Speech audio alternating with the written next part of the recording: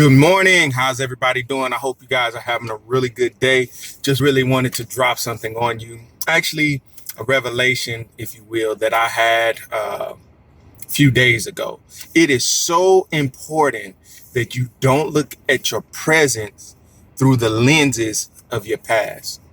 It's so very important, guys, that we don't look at our present life, our present circumstances, our present everyday today routine through the lenses of the past, through the lenses of what people done, how people treated us, our failures in the past. See, the problem, if you look at your current scenario, your current situation through the lenses of what happened to you yesteryears, you'll end up limiting what you can experience in the now.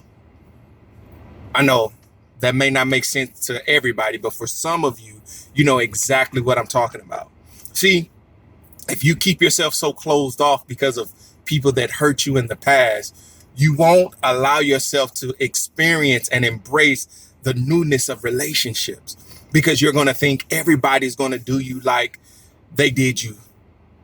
Or you're going to think about, oh, they're going to do you like the man or the woman did you in your past.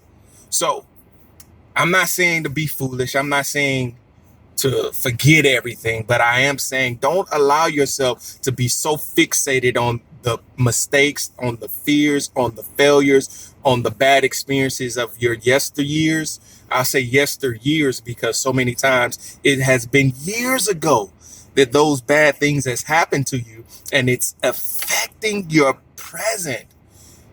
And your future is going to look just like your past if you continue to live right now, just like you lived a few years ago, a few months ago, a few weeks ago. If you carry and harbor that same pain, it's going to shut you off. So now you'll be in new environments and you'll keep yourself in bondage because you won't reach out to make new fulfilling relationships with people because you think they're going to treat you just like people treated you in the past. You're going to stifle your creativity because you're going to be afraid to step out of the box. And so you'll get this complex that says, oh, you know, everybody's like this or people are just hurtful or whatever. Or you'll go and sit in social circles and just kind of be like a zombie when you know inside of you there is much more that you have to give. There's much more life inside of you, but you won't allow that to flourish because you're stuck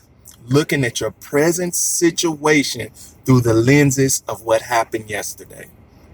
I know what I'm talking about because I've experienced this. I've actually lived this way. You know, I would be in new circle settings and not allow myself to be the full, flamboyant, expressive, exciting, funny, charismatic person that I know I am because I thought, oh, well, this circle is just like that circle was. Or because I was hurt back then, I'm just going to kind of keep myself below the radar. And the problem with that was and is that I was so miserable, couldn't experience the newness of the new environment that I was in because I had so much toxic thoughts and feelings because of the old environment. And the problem with that, you never really want to acknowledge it. And so now years pass and I never grew. You know, I would go to social settings weekly and not be all that I knew that I was because I was holding myself in the past pain, in past failures, in past shortcomings, in past mistakes, in the ideal of nobody knows me. But the reality is nobody's going to know you if you don't give people the opportunity to know you. Does that really make sense? I mean, how can somebody know you if you're so closed off, if you're so afraid, if you're so intimidated to let people in But then you're mad because people are not taking the time to know you. Or, if you want to have friends, you must first show yourself friendly. So you can't expect to have friends and you're not a person that invites healthy friendships. So, that's an oxymoron. You want to be a socialite. You want to have great relationships. You want to have great friendships, yet you're like a sourpuss secretly. You won't ever tell anybody that. Your heart really wants meaningful relationship and fellowship. However, you're not doing it because you're stuck in what happened. You're stuck in how they talked about you. You're stuck in all the rumors that they told you. And the sickening thing is, sometimes you'll desire to go back there because you seemed like you had more meaning for life, or you were more on the main stage back then. And now you're kind of just lost. I'm telling you, my friends, it don't have to be this way. And if you want to do all that you can this year in 2019, you're going to have to get rid of that. And it's not going to be easy. I'm telling you from personal experience, it's not easy. It's a process that you have to renew daily. Renew your thoughts, renew your vision, let go of the pain of the past.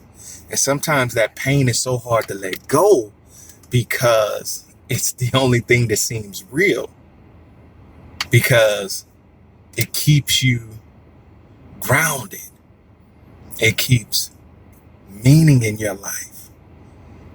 It keeps awareness in your life. So the pain has become so important and so vital to who you are now. But all that really does is breeds more toxic behavior. It doesn't make you better. It makes you more bitter. And if you're more bitter, you're not going to be experiencing the best things that God has for you. So I want to challenge you today to change your way of thinking, change your way of seeing, step out of the box, dare to be big, dare to be bold, dare to do things differently this year so that you can experience your best life, because that's what it's all about. It's time out for the pain and just living a mediocre existence. That's not our story for this year, guys. It ain't. It's not. And if that's you, I want to challenge you to dare to get out of it. Dare to change that thing. Does that make sense? Do you agree with me? Do you feel that? I sure hope so. I hope you guys having a wonderful and an amazing day. You're listening to Elgin Stevens. Till next time. Peace.